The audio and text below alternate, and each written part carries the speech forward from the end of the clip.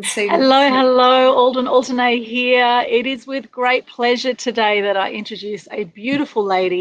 Her name is Karen Clark. She's known as the Quantum Queen. And we're going to talk today about how to turn your vision into reality. Now, I had an amazing session with Karen yesterday, and I must say it was mind-blowing. I think it was meant to go for an hour. We went for 3 hours. It was unbelievable, and I am so excited about my future. And I thought I just have to get Karen on here and share some of this amazing wisdom with you, because if you have any dreams at all that you haven't manifested, then Karen is your lady. Welcome, Karen. Hi, Aldwyn. Thank you so much for that beautiful introduction. It's my privilege to be here today with you and anyone else who's listening.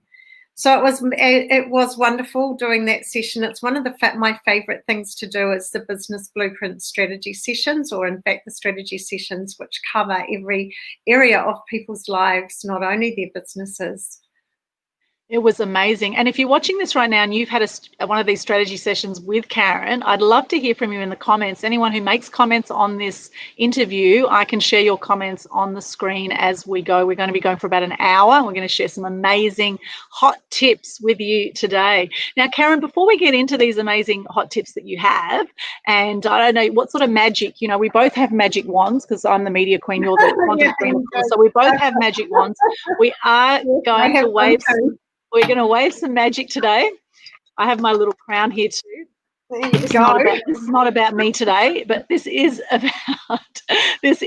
about creating magic in your life, and it's all possible. Whatever you want is possible for you. And I must say, I was quite blown away yesterday when I looked up some stats about how many thoughts we have a day and what kind of thoughts we have. And I've actually shared it on my Facebook today. We have 12,000 to 60,000 thoughts per day.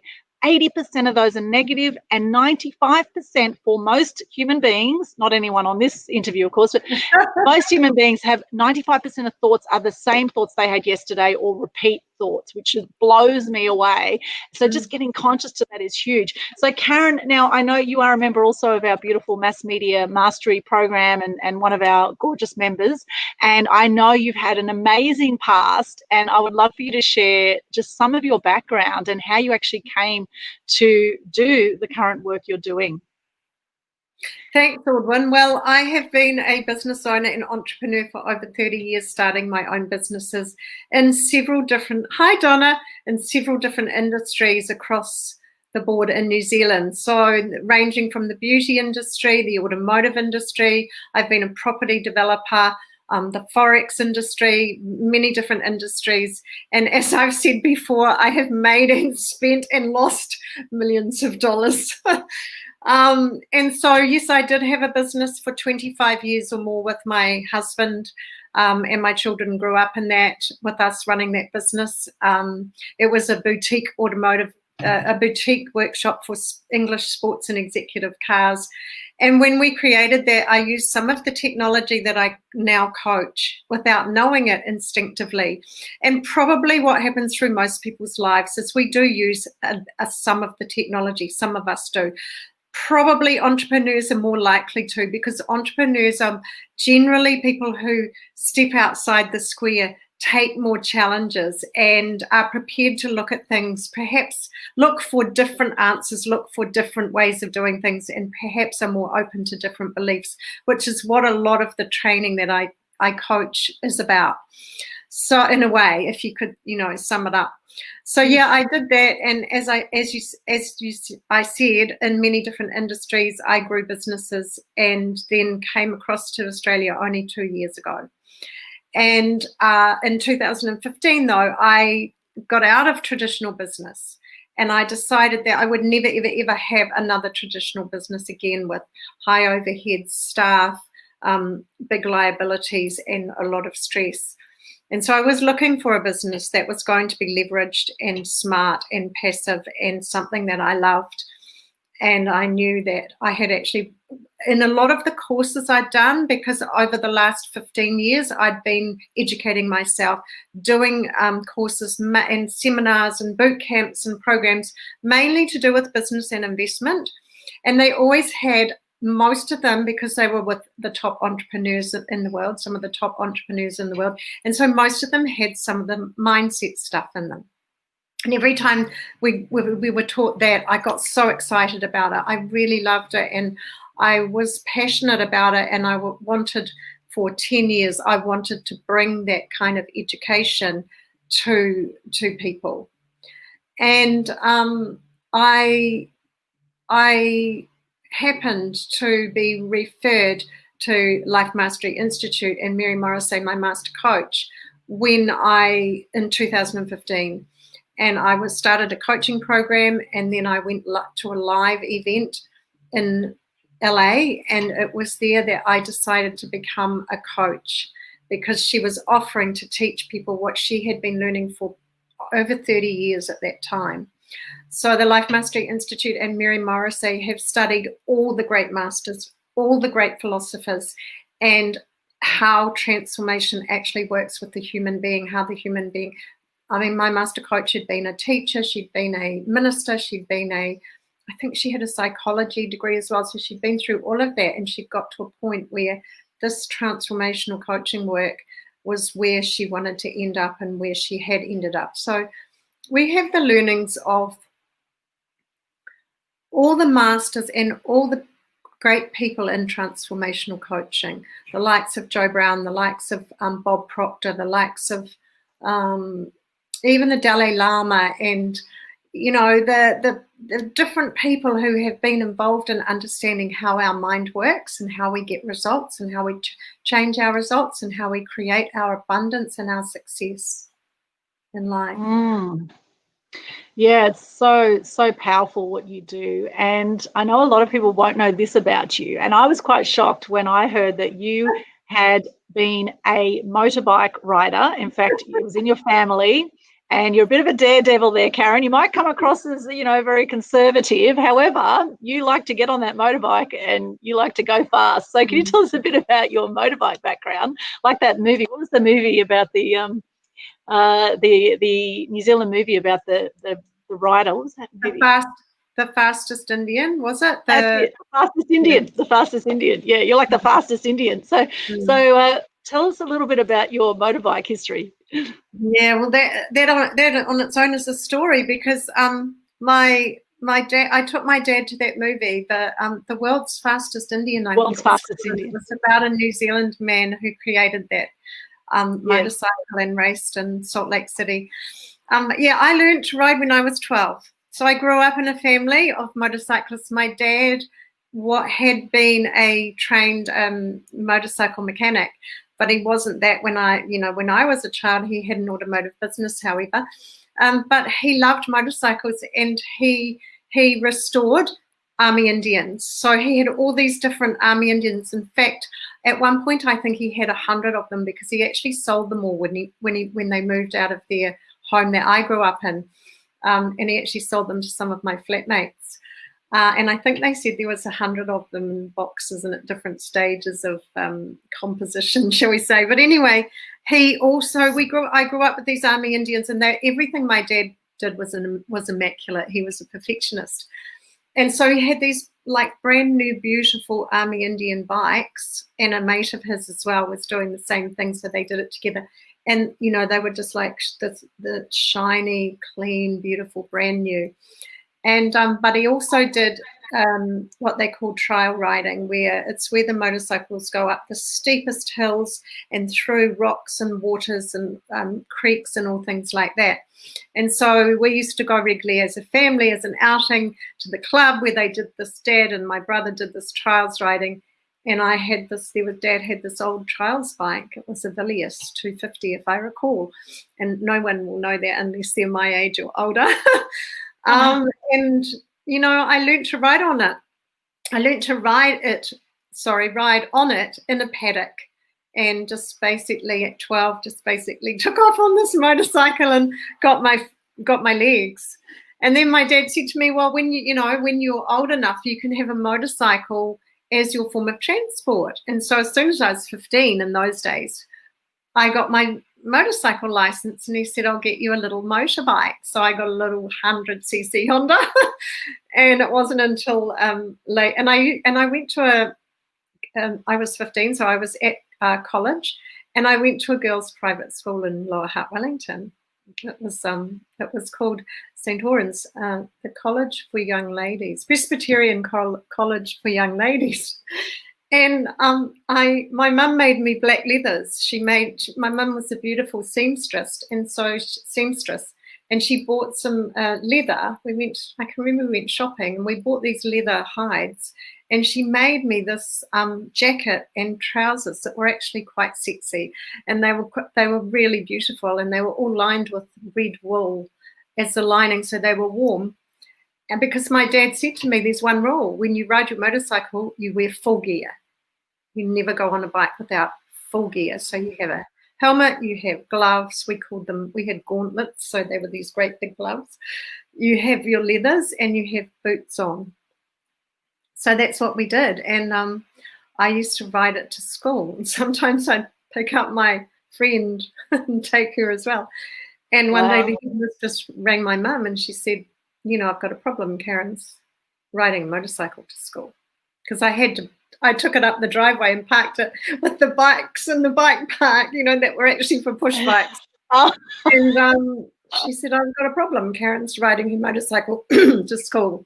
And part of the rules were that we had to wear a uniform. And our uniform was a tam, which is like a beret with a pom-pom on top, and a shirt and a tie and a kilt and stockings and shoes, or socks and shoes. It was a formal uniform. Amazing. And Mum said to her, well, that's her form of transport. And what do you prefer? Do you prefer her to ride her bike with her uniform on? Or do you prefer her to ride it how she does and get changed when she gets to school? And that was the end of that. So then I, continued. And that's, what about me being a rebel, and my mum actually supported me in that too. So then I got a bigger bike, and I can remember it was a 250, the fastest 250 ever made at the time, T250 Suzuki, and I got my first ticket because we lived in Lower Hutt, and the motorway took us into Wellington, and I was going in there one day to go to the movies, I think, with my boyfriend, and it was a 6-gear motorcycle, and so I just went through all the gears. And then the next thing, I heard this siren behind me. I wasn't even looking at my speedo, I had no idea, and it was missing a bit, so I was really revving it and going. And finally this cop pulled me over, and he gets out and he goes, do you know how fast you were going? And I said, no, I wasn't even looking. He said, well, do you know, you were going so fast, and I didn't know how big the bike was, that I've radioed a roadblock ahead. And apparently I was doing 90-something miles an hour. And so I decided to go to court and defend myself. I actually got off it because on a technicality. But the first judge I went to, and I said, oh, Your Honour, I don't think my bike could even go that fast. I just don't think this is correct. And he said, don't you tell me your bike can't go that fast, young lady. He said, my nephew's got one of these, and it's been electronically tuned at 100 miles an hour. Electronically recorded, something like that. But fortunately, because I was pleading not guilty, he sent me to another courtroom, and in that courtroom I had a different judge, and I cross-examined the police and said, how far because in those days they didn't have radars, and I said, you pulled out of here, because they told it, and I was here when you pulled me over, and you have to follow someone for half a K, and you hadn't done it. And so I got off on a technicality. Otherwise, I probably would have lost my license. Amazing. Now I have heard a stat that if you ride a motorbike in 3 years, it's 100% guaranteed you're going to have an accident, which is an amazing stat. And I know that you did have a big accident. It was a turning point for your life. Would you like to share a little bit about that? Yeah, I had been riding. I mean, sometimes you have little accidents, but actually I don't think I had really had any. major, and then I did get a big bike. So I gave up riding. So I had this T250, and it was those old bikes were renowned. They had drum brakes, not disc brakes, and the drum brakes sort of faded as you were braking, or the more you braked, and so actually the brakes were terrible. And when that traffic officer, actually they were called in those days, told me that he'd radioed a roadblock up ahead, I thought, oh my gosh, I'm glad that I didn't sort of come veer around a corner and see it, because I might not have been able to stop in time, which means I would have had to smash through it and I might have hurt myself, because the brakes were in. And so when I was about 19, I decided to give it up. I thought, I could be an accident waiting to happen. And also, I didn't really like the bad hair that you have with the helmet. I have quite fine hair, and so I just take the helmet off, and sometimes it's just like plastered to your head. All right. I gave it up for more than 20 years. And then my brother had also been riding. My dad had also been riding, as I said. And my brother was also in the automotive industry. And he said to me one day when I was in my 40s, he said, you know what, Karen, I think I'm going to get another bike, because I'm doing warrant of fitnesses. In New Zealand, we have this like a checkup called a warrant of fitness on every vehicle, and they have to be done every 6 months in those days. He said, guys my age are bringing in these bikes, and I'm doing these warrant of fitnesses. Guys my age are riding. And he said, I'm doing the test run on these bikes, and, I think I'll get another bike. So he did. Then my dad got another one. And then I said to my dad, and then my dad said, oh, I want to get a new bike. He bought a second-hand one. And I said, well, if you buy a new bike, I'll buy your old bike off you, because by then I'd been thinking I'd like to get another bike too. So we did that, and we all started riding together. And it wasn't long after that, my dad had quite a bad accident, and he gave up again. And my brother and I continued to ride together for quite a few years. And we'd only do it 2 or 3 times a year. He had moved to the Bay of Islands then. He had mates in Wellington, which is on the other end of North Island. I lived in Auckland, which is kind of in the middle. And so we all used to join up and do a tour somewhere. It might be this, or we'd go up to the South Island. We did tours all over the place. And so we rode together for quite a long time, and I got better and better. And my brother used to coach me. And actually, a coaching point that I use quite often is the law of non-resistance, because I coach the 11 universal laws. And these universal laws are as real as the law of gravity or the law of thermodynamics. They are real, they work on us, even though we can't see them, just like the law of gravity. And so my brother said to me one day when we were going out on one of these tours, he said, Karen, he gave me a bit of coaching, he said, if you come around a corner and there's something in your way, because, you're riding these motorcycles and often the corners are blind, and then you come around a corner at a reasonable speed, and then if there's something in the way, like a rock or a tree or something that's in your way, he said, don't look at the object. Don't look at it. Look at where you want to go. Look at how to get around it. Because he said, if you look at it, you'll most probably hit it. But if you look for the gap, if you look for how to get around it, because you've only got a split second of time, you may well be able to change your route and get around it, right? And that is the law of non-resistance. The law of non-resistance is you get what you focus on. And that's what we do as humans, is we actually focus on what we don't want. We focus on the things, the lack, the challenges, the things that have upset us. As humans, we're taught to do this. And what happens with the law of non-resistance that says you get what you focus on, it means that what you resist persists. That's why it's called the law of non-resistance. And what we do is we focus on and we resist what we don't want, but it persists because the universe thinks that what we pay our attention to is our intention. So that's how it works. And so it's actually a really good example with that motorcycle.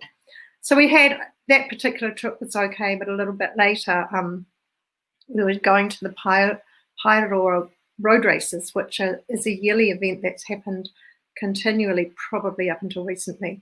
and people from all around go to it, and they race on the road. They have the sidecars, they have classic sidecars, which is motorbikes with the little sidecar next to it. They have classic bikes, and they have all sorts of road racing. And we were heading to there, but we'd met somewhere else, and we left. Actually, it was Tamarunui in New Zealand, and my bike was making a funny noise. It was making sort of a scratchy noise. And so my brother and his friend had gone ahead, and there was one guy behind me, and I was listening, trying to hear what the noise was. And so I pulled over, and he said, "What's wrong?" And I said, "My bike's making a funny noise." And he said, "Oh, I'll have a look at it." So he checked it all out for me, and he said, "I can't see anything wrong. It's probably a stone in your disc. Just keep going and just brake lightly," which is what you do if you go over a gravel road or anywhere and you pick up a stone in your brake disc, That's what we do, is you just brake lightly to try and flick it out. So I did that a few times, and then I came around a corner and saw my brother and his mate waiting for me up, parked on the side of the road like that, on an angle, wondering where we were, waiting for us, which is what we all did. And so I thought, I'll just go a bit faster and do a better brake to make sure the stone is gone. And I had previously been on the racetrack in Taupo, which is in New Zealand, with one of the top MotoGP riders of the world at the time. His name is Aaron Slight, and he'd been second on the podium 3 times. The MotoGP races, they also have in Phillip Island. I'd been there with him as well.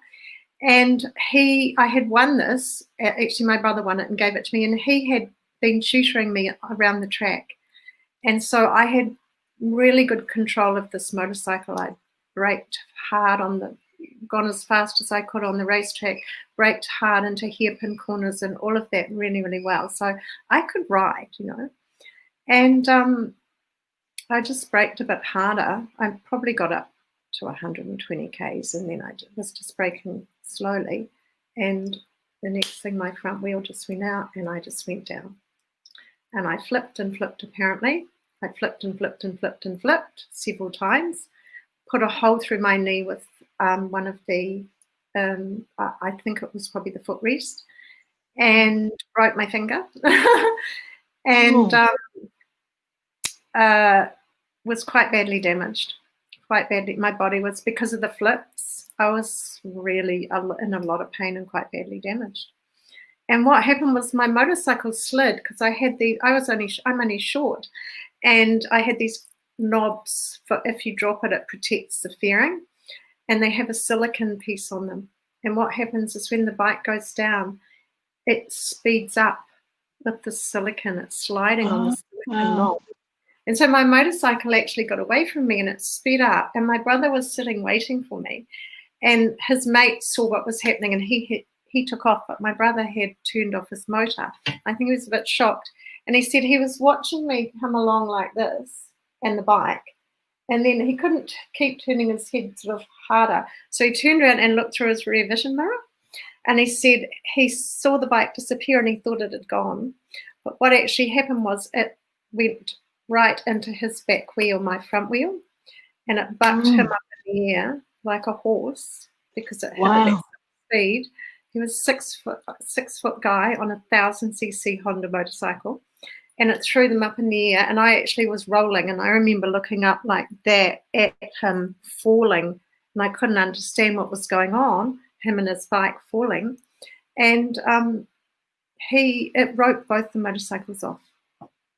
Wow.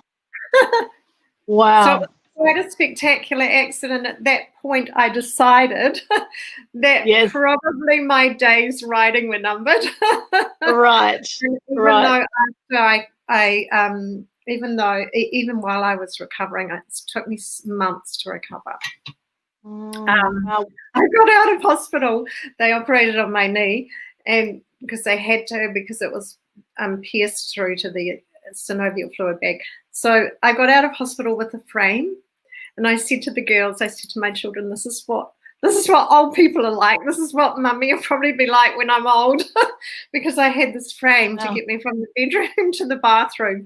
And because my hands were so badly damaged from smashing on the ground, They gave me just ones that I pushed with my arms. I just pushed it. I just rested it and pushed with my arms. So Wow. yeah, that was my. Well, thank goodness it wasn't worse, Karen. Things can always be worse, and thank goodness you're okay in the overall scheme of things. You could easily have died. I know people have died even in bicycle accidents over the years.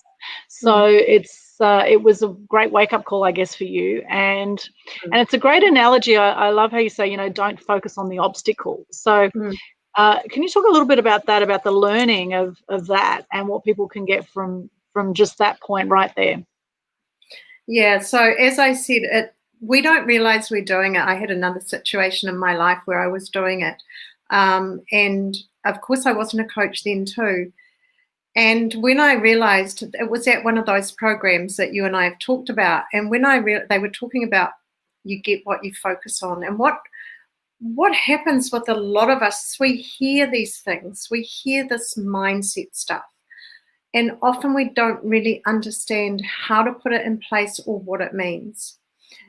And so what I was doing was I was in a bind. I knew that I was concerned and worried. So we cause our imagination to terrorize ourselves, actually, because what we do is we think of what if the worst happens. All of these things are human nature. You know, what if? And when we're in a stress situation or we're in a difficult situation, we often start to think like that, especially when it's financial stress and we think our security is at risk. And so we start to think, what if this, what if that, what if? And we're actually focusing on what we don't want. And so what happens is, I realized with me was that I was waking up every morning focusing on what if the worst happens. And so when they said that, you get what you focus on, you're putting out as if you want it. Because you see, the thing is, the unconscious mind and the universe don't make any judgment on the messages they get from us. It's a message. And the universe thinks, and our unconscious mind thinks, that's what we want. And so we actually create our results by default. Because we're doing this all the time, as you said, up to 60,000 or more thoughts a day, 80-something% of them are negative, and 90-something% of them are the same thoughts as we had yesterday. So that's a big percentage. 95%. Every day. And until we understand that that's going on and that's creating our experience, that's creating our future, because it's like our reticular activation system. We do have a reticular activation system, which is putting out there what we want to see. It's like when you buy a new car and you decide, I want this car. And then suddenly you see hundreds of these cars on the road. It's not really that hundreds of these cars have suddenly started driving on your road. It's that you are noticing them now. And so that's how our reticular activation system works. So when you're activating it all the time to what you don't want, that's what you're getting. So it's about understanding how to check in all the time, because you're never going to stop these thoughts from happening by default. However, you can stop them by design.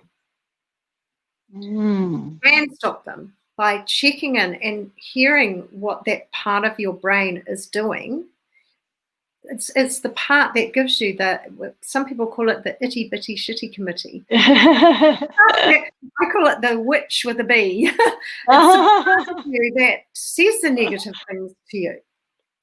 It creates the doubt, it creates the fear. And the reason it does that is because that part of your brain, it's the limbic part of your brain, it's the oldest part of our brain, and it is there to breathe you when you're asleep. To beat your heart. I mean, you don't beat your own heart. You don't breathe yourself when you're asleep.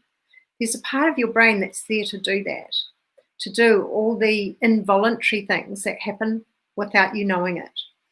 And that part doesn't want you to take a risk. It doesn't want you to step out and be the best version of yourself.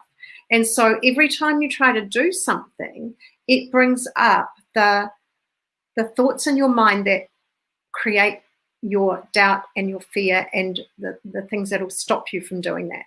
You know, it doesn't say I'm here to kill your dream.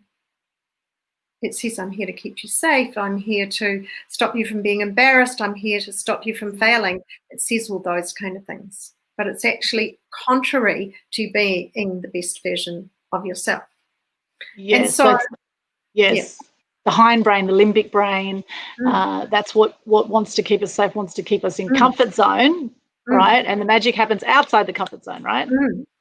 And so it's really important to understand that if you've got fear, if you get fear coming up when you've decided to do something different, go for a goal, go for a vision, then it means that you're on the growing edge.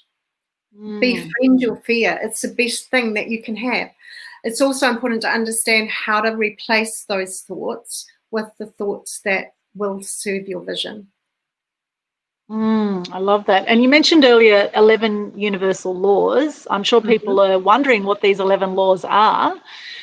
It'd be great if you could share that with us today. Yeah, so the 11 universal laws are basically the laws that every other law comes from. So you might hear other laws. However, the 11 universal laws are the main laws. So let me run by you. Let me give you an idea of what they are. Okay, awesome. And hello, Donna Marie and Christiane V. Great to see you there. If you have any comments or questions for Karen, we can put those forward, or anyone who's watching this right now, any questions or comments, love to hear from you in the chat, and we can share that up on the screen during the live. We're going for about another 30 minutes. Thank you, Karen. So so one of the programs I coach is called Working with the Law, and I've got a funny story about that as well, but I'll tell you only if there's time. So the first law that we teach is the law of thinking. And so it's really important to understand this law and that everything is created twice. What does that mean? It means that everything starts with a thought first before it becomes a thing. And so if I can put that in an easy way to understand, and I'm sorry for those of you who have heard this before, if you think of the chair that you're sitting on or any physical thing around you, where was it before it became a physical thing? Where was that chair before it became a chair? And the answer is, it was a thought in the chair designer's head. And we think in pictures and we think in color. So that designer had exactly that chair, the same color, the same design, everything about it, every single detail in his or her head. And once that happened, it became real in the quantum field. It existed in the quantum field. Anything we think up exists already in the quantum field. And so once that happened, it could have and it existed in the chair designer's unconscious, because that's where we have our ideas. Our ideas come from our unconscious mind. And so it could have just stayed there. If the chair designer had done nothing, it would have just stayed there and not become real.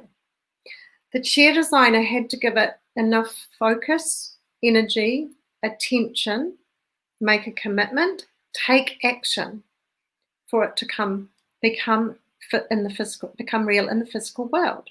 And so that chair designer created a blueprint of that chair and took that blueprint to the manufacturer and said, make me this chair. And what's very easy to understand, right? Yes.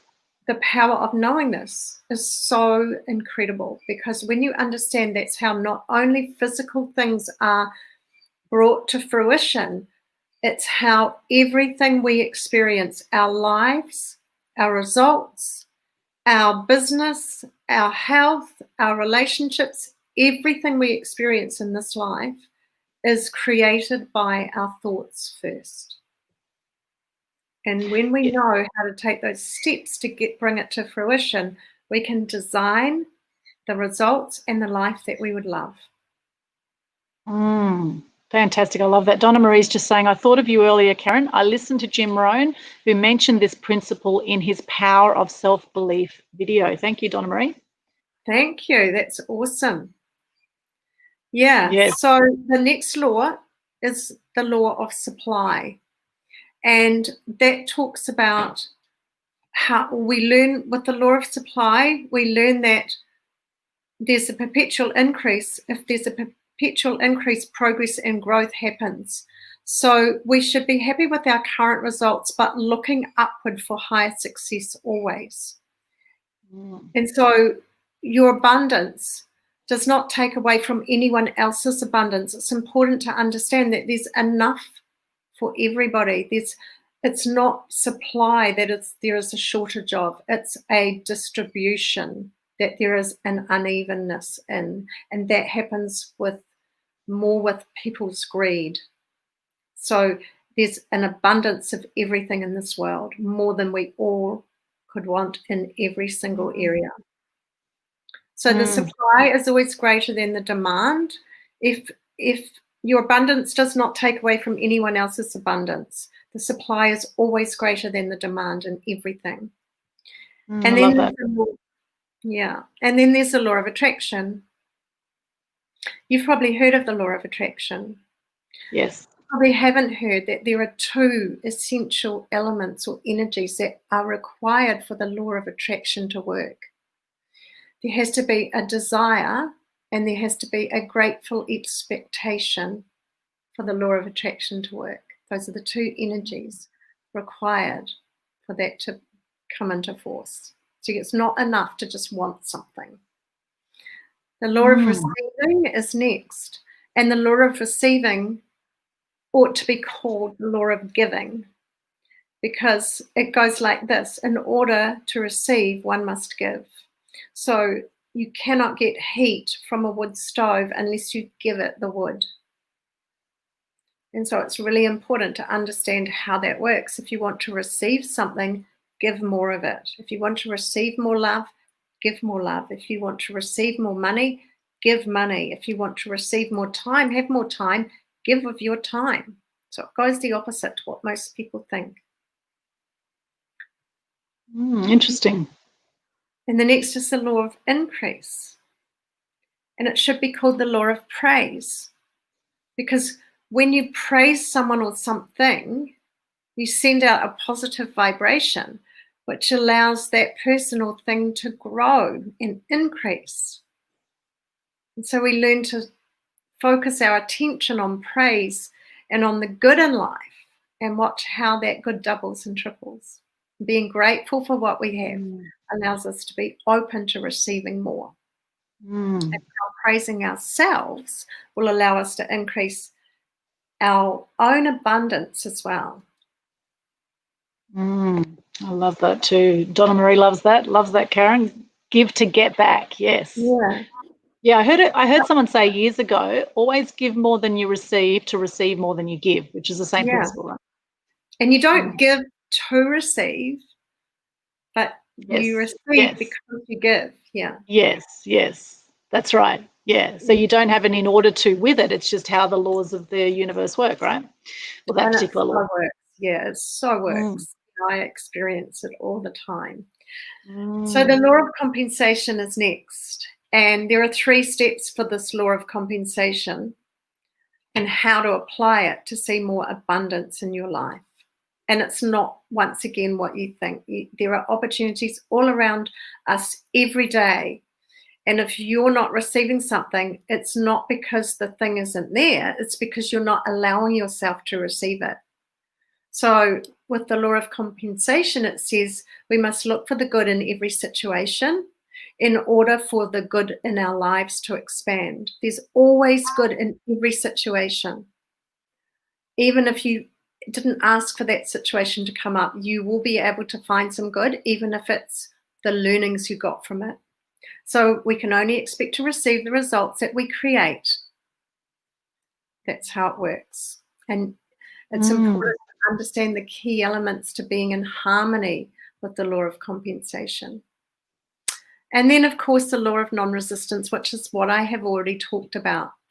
The law of non-resistance says that you get what you resist persists and you get what you focus on. So we've talked about that one. The law of forgiveness is an incredibly powerful law, and what it teaches people is that it's about perspective. very, very important to see that we say every act, and you think something has been done to you that you feel like needs forgiveness or feel like is worthy of forgiveness. And when you change your perception and say every person that does anything is doing it from one of two perspectives, either a cry for love or an expression of love, it changes your perception. And so what happens with what we teach with the law of forgiveness is that that person who you think has wronged you is not the one who gets the most benefit out of forgiving. It's you that gets this incredible freedom by forgiving what you think someone else has done to you.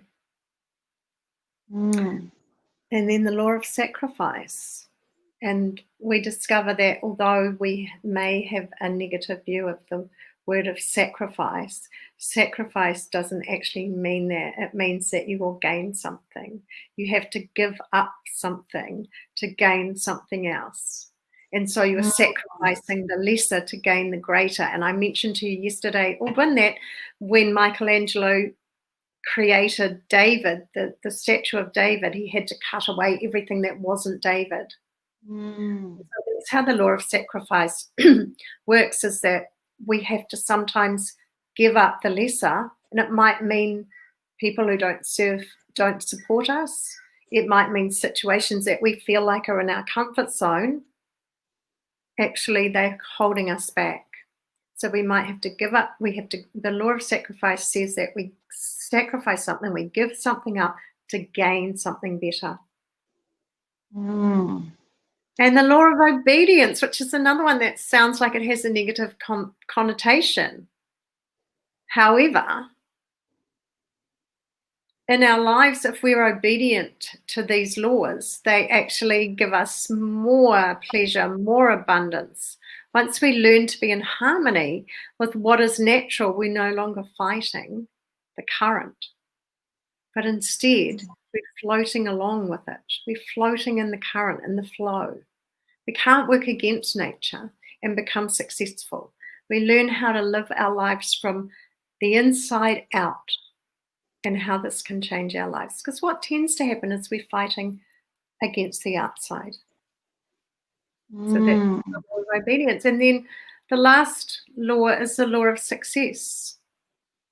So we're all born with the same mental faculties and opportunities, every single one of us. And every person contains within themselves the capacity for endless success. We learn why it doesn't take any more energy to go after the big win than it does to go after the small win. And we examine what success really means to you and how to create an image in our mind of what our success would look like. We also discover that there's an opportunity in every failure. We don't call anything a failure, we call it feedback. But there's an opportunity in every piece of feedback, and we explore what you would be capable of if you were to eliminate the fear in your life. Because fear is probably the single most common thing that holds people back from taking that big step, creating that success they want, going for the big picture, going for the big vision. Fear is the most common thing. Fear of some sort. It could be fear of failure. It could be fear of success, some people. It could be fear of what people will say. It could be fear of not being accepted. There's many different fears that hold people back. Wow. I love those 11 universal laws, and Christiane said she loves it as well, loves all of it. That is so, so powerful, all of those. And it'd be great actually to have those laws up somewhere around you so that you're reminded of them through life. Yeah. And, you know, one thing we were talking about yesterday when we looked at my 3-year vision in your strategy session, one thing we looked at is that I've had this thing about, you know, there's a part of me that wants children, and there's another part that loves my freedom, and I fear that if I have children, I am going to lose my freedom. And you know, it's interesting because by the end of the session, I thought, well, I can actually have it all. I can have it all. I can, you know, I can still have a lot of freedom within that situation. So it's all about our mindset and what we perceive to be real. And, you know, there might be some sacrifices that might need to be made to have children, you know, like getting up in the middle of the night to change nappies and things like that. And at the same time, you know, if it's meant to be, it will be. I have that feeling about it as well. So there may be people here watching this now that they really want something. A part of them really wants something, and another part is saying, oh, no, you don't want to go there, right? Like we really want love, but we're scared of getting hurt, right? So how do you suggest to people to work through those, you know, the duality that can happen sometimes where we want something, and then in the same breath, there's another part of us that's really scared of that thing, that fears it? And that's a really good question, Aldwyn, because if we've got that going on, we're not going to get what we want, because it's like a mixed message. And as I said before, the universe will bring to you what you're asking for. Every question brings with it the answer, and the answer comes from the question. And it's through your unconscious that you can attain anything that you want. And you don't have to know how, right? However, if you're sending out mixed messages, you can't get this and that, right? And your unconscious and the universe, neither of them judge what it is you're asking for. So the way to get clarity on it, first of all, is often we have those doubts, those contrary thoughts hanging around, but we haven't brought them to the front of our mind yet. So we might say, yes, I want to have kids, or I don't want to have kids, but then there might be that, oh, I think I might want to. And the one that I think I might want to could be the one that's in your unconscious.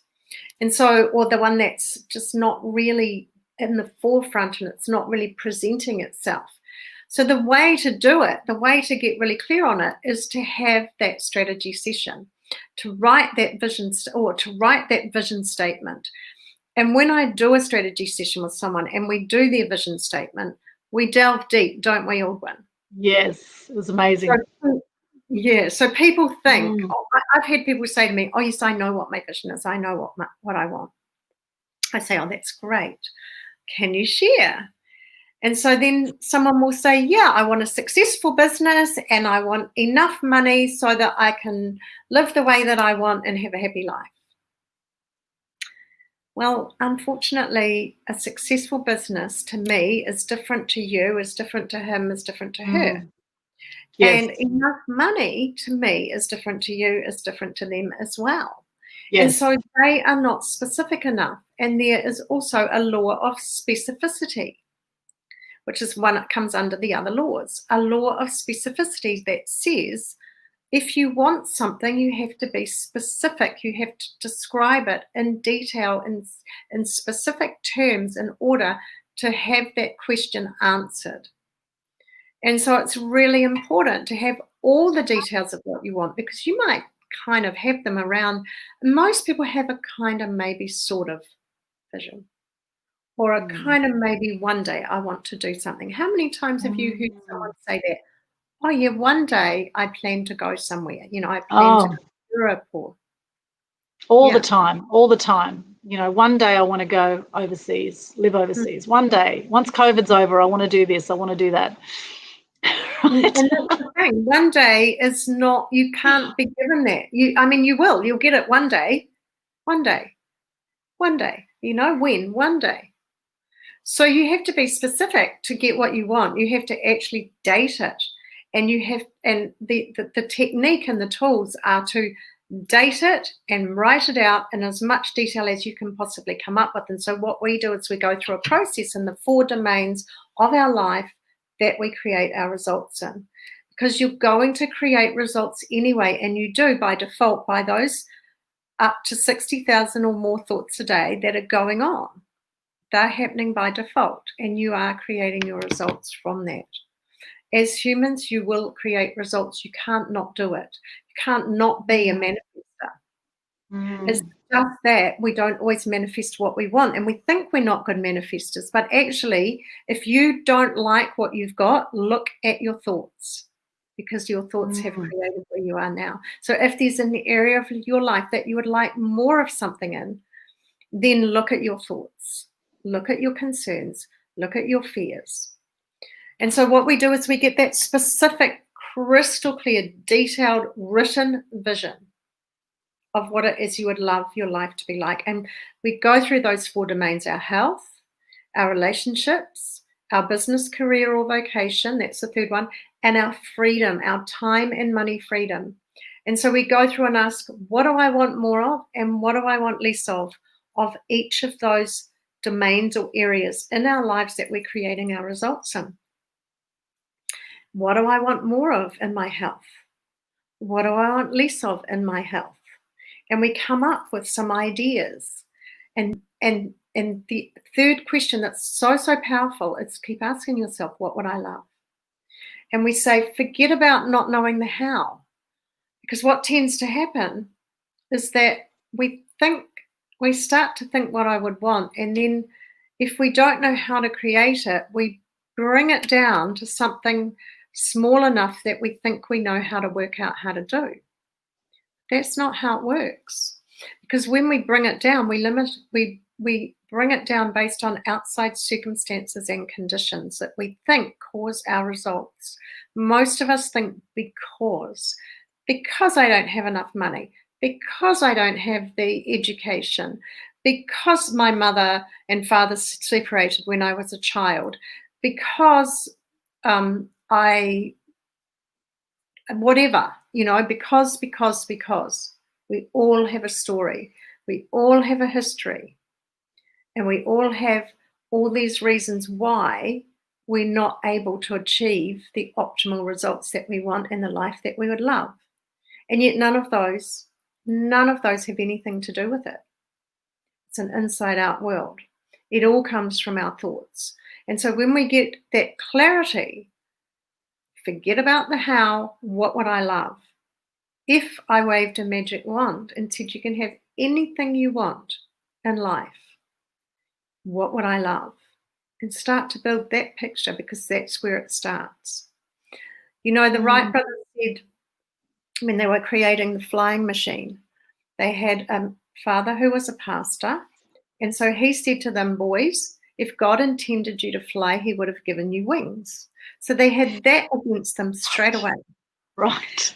And they failed so many times, right? Which was feedback. And it got so hard for them that one day, one of them said to the other, I think it was said to Wilma, it's not working. We should give up. And Wilma turned around and he said, no, I can see it. We can do it. I can see it. He had the picture in his head, and they did it. Henry Ford said, if you think you can or you think you can't, you are right. That's what he meant. That is exactly what he meant, is that whatever you believe to be true is true. So you start with that vision of what it is you would love. And then you do what the chair designer did. You read it and give it enough energy and focus and attention as often as you possibly can. And every time you get one of those doubt or fear or negative thoughts that come from that part of your brain that's not serving your vision, you send it away. And there's 3 really powerful words that you can adopt and use from now on. Up until now. So many of us say things like, I always do this, I always procrastinate. Whenever I try to do something, this happens, right? We have these kind of thoughts. They're thoughts that hold us back. If you get those thoughts, you insert up until now. I used to do that, but now I've decided this is what I'm doing. So you make a decision. You make a commitment. Yes, this is what I want. When you get in touch with that vision through asking those questions, what would I love? What do I want more of in this area, in that area? and you write it all out as if it's already happened. And you give gratitude to it as if it's already happened. Gratitude and love are the two highest energetic vibrations on the planet. And it's all about energy. This is energy we're talking about.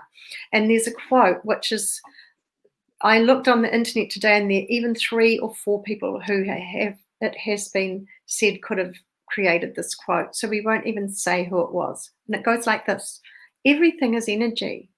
That's all there is.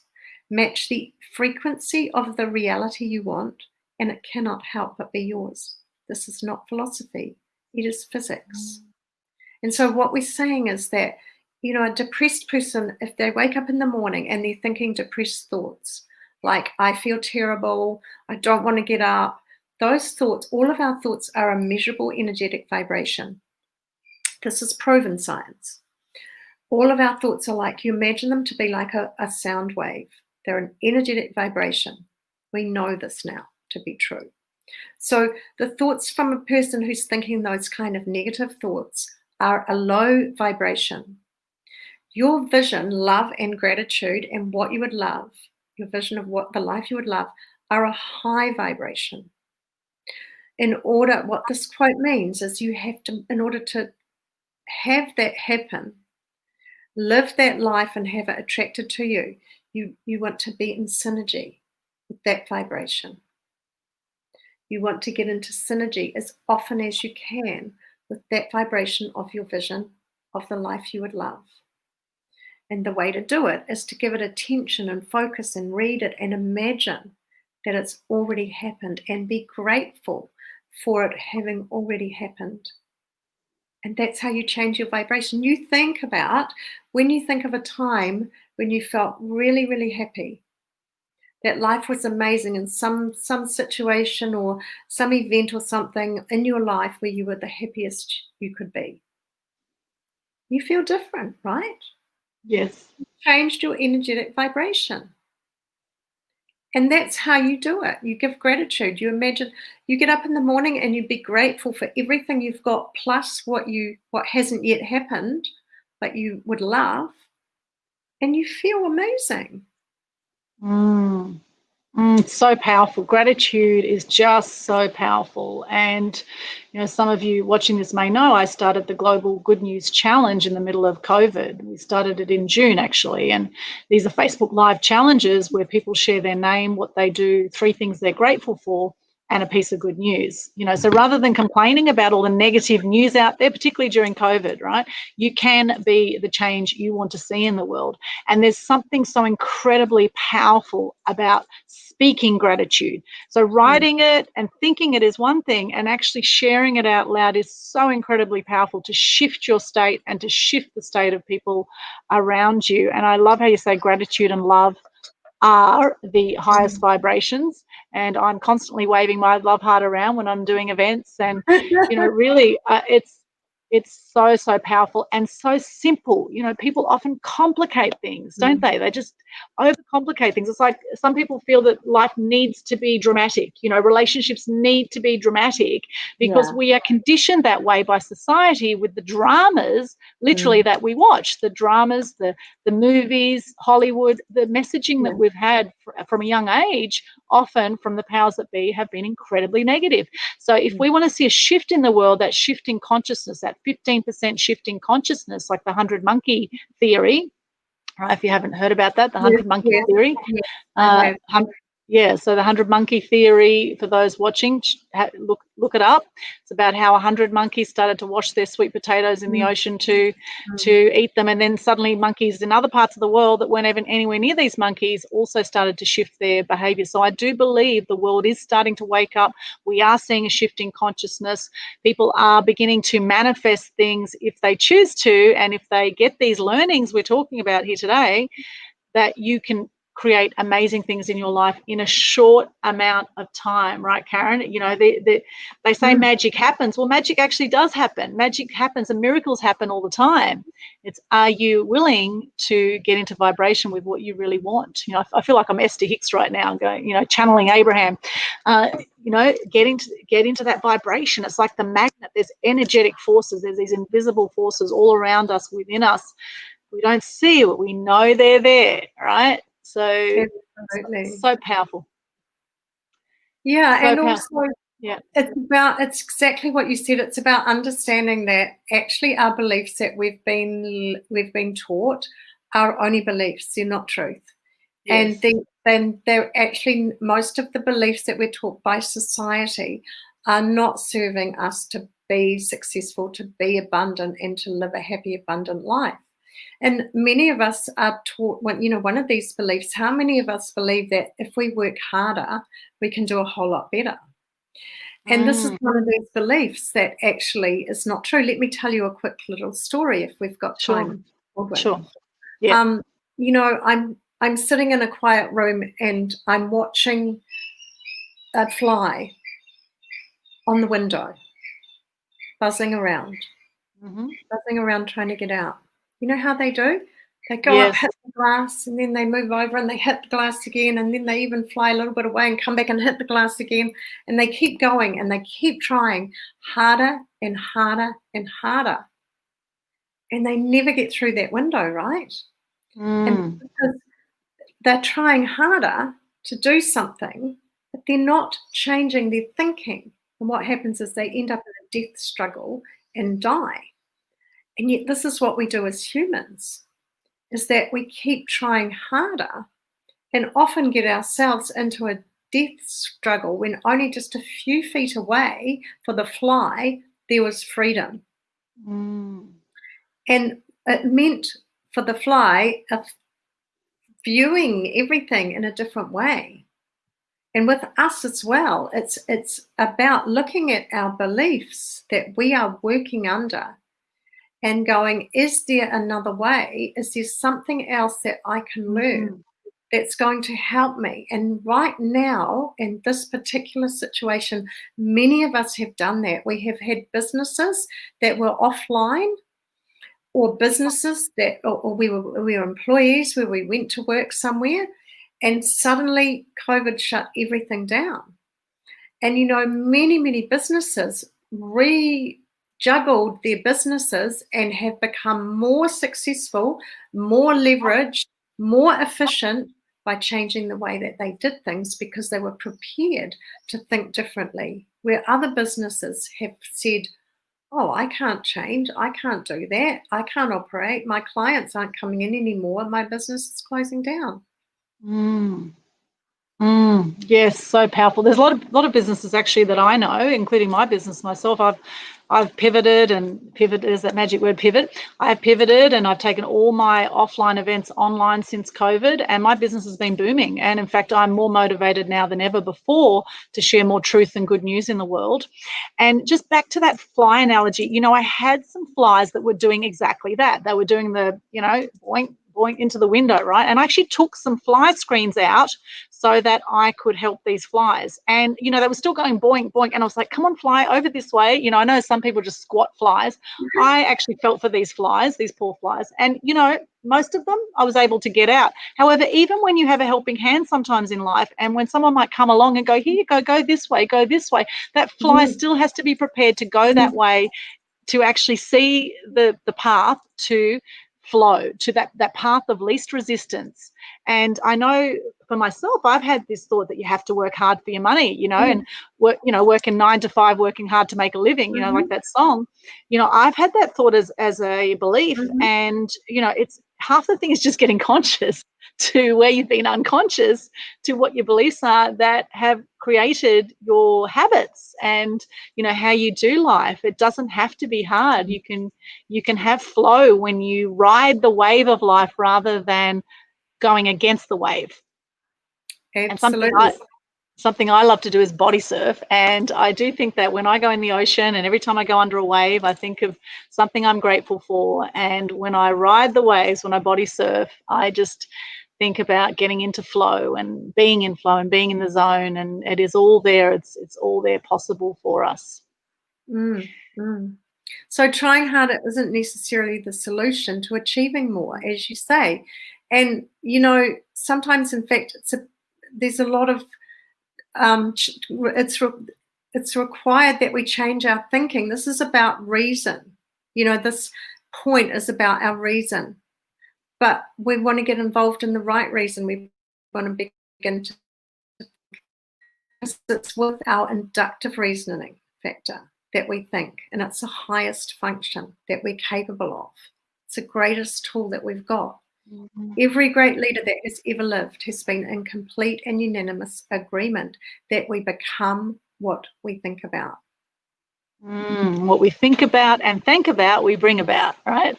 It's another great quote. Oh, it's so amazing chatting with you, Karen. I loved our session yesterday. And, you know, ever since the session, I am visualizing myself in this location in 3 years' time.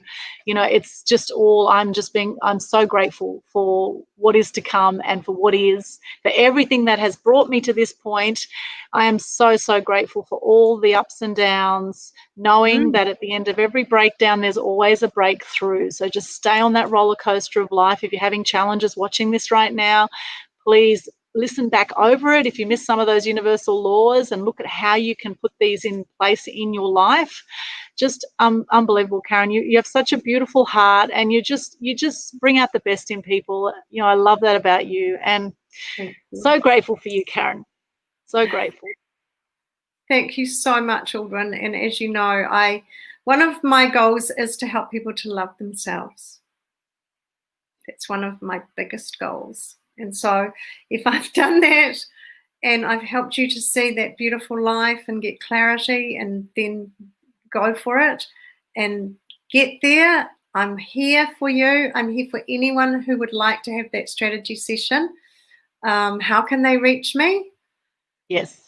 How can they reach me? You took the words right out of my mouth, Karen. I was just about to ask. There you go. You're quantumly connecting here.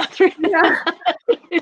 And we do have a lot of synergy too there, don't we, Aldwyn? We connected on that other thing the other day, and we had on Fred's Sing with Fred, and we both had chosen the same song. We both chose What a Wonderful World as our song to bring joy to the world.